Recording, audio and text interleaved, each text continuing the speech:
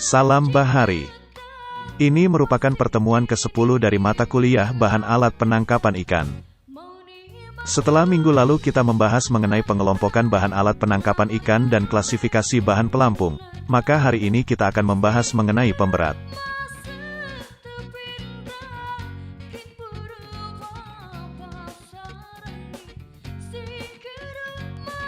Ditinjau dari bahannya, yang dimaksud pemberat adalah semua bahan yang terpasang pada alat penangkap ikan yang memiliki massa jenis lebih besar dari 1,025.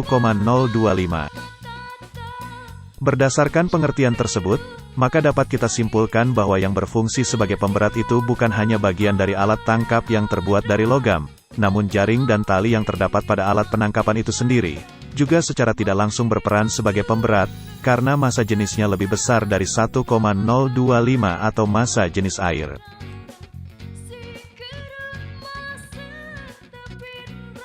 Namun, hari ini kita tidak akan membahas mengenai jaring dan tali yang secara tidak langsung juga berperan sebagai pemberat secara spesifik. Hari ini kita akan membahas bagian dari alat penangkap ikan yang memang dirancang sebagai pemberat. Atau dalam kuliah ini kita sebut dengan pemberat yang sesungguhnya. Pemberat yang sesungguhnya adalah semua tipe pemberat yang dipasangkan pada tali ris bawah. Sebagai contoh, yang termasuk ke dalam golongan pemberat yang sesungguhnya, contohnya, pada alat tangkap bottom fish trough. Pada tali ris bawah alat tangkap bottom fish trough terdapat bagian bernama bobin.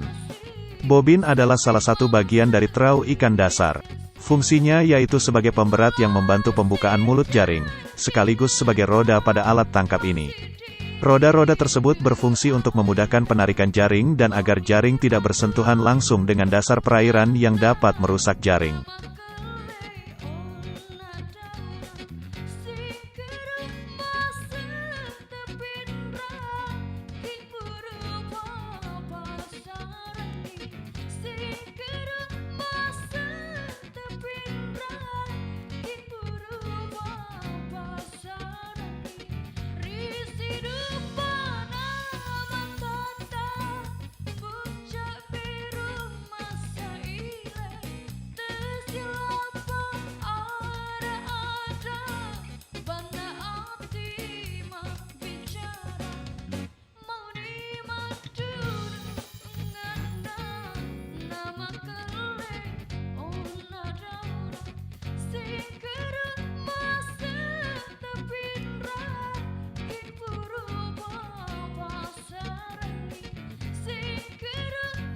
Contoh selanjutnya adalah bagian pada alat tangkap bottom shrimp trough.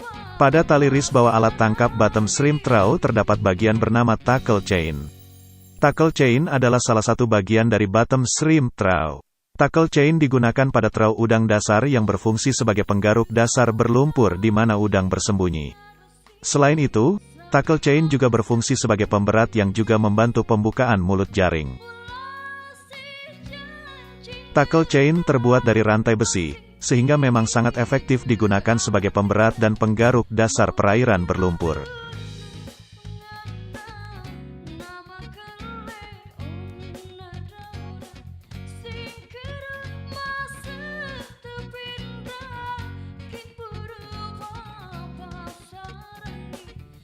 Selanjutnya pada alat tangkap pursein.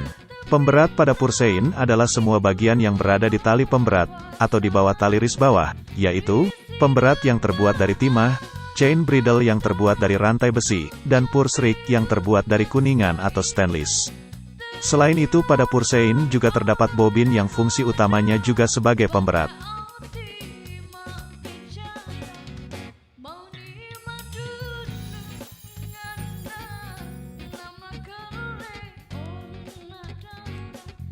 Selanjutnya pada alat tangkap pancing longline.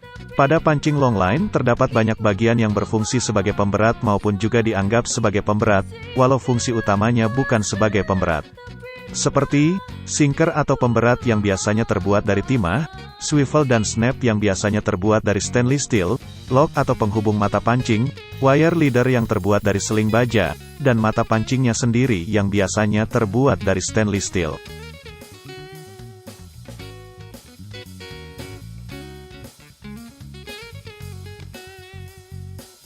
Selain pelampung, Hampir seluruh bagian alat tangkap sebenarnya juga berfungsi sebagai pemberat, karena hampir semua dari bagian-bagian alat tangkap memiliki bahan dengan massa jenis yang lebih besar dari 1,025.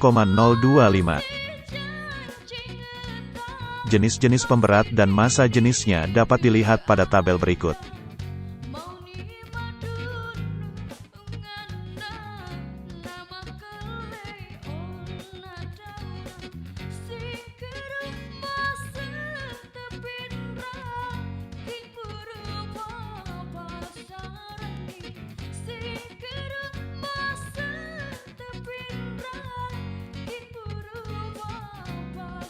Seperti itulah pembahasan terkait pemberat dan bahan pembuatnya. Tentunya hampir semua alat tangkap memiliki pemberat.